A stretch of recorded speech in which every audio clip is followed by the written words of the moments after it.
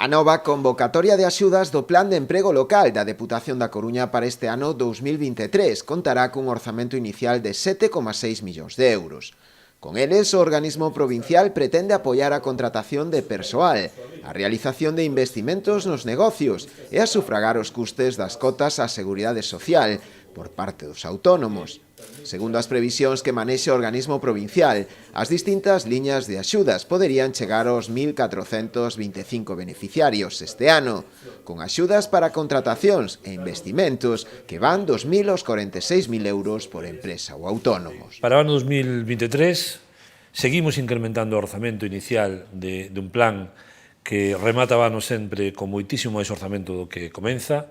Este ano comenzamos o ano cun incremento do 5,4%, falamos xa de 7,6 millóns de euros,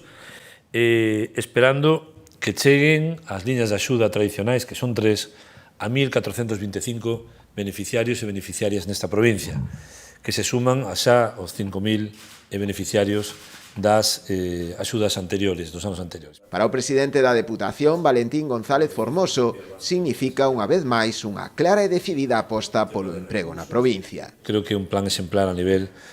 galego, creo que o plan máis ambicioso a nivel estatal de xeración de emprego nunha entidade local, provincial, do que estamos francamente orgullosos. Leva creado, dende o seu inicio, 5.600 postos de traballo,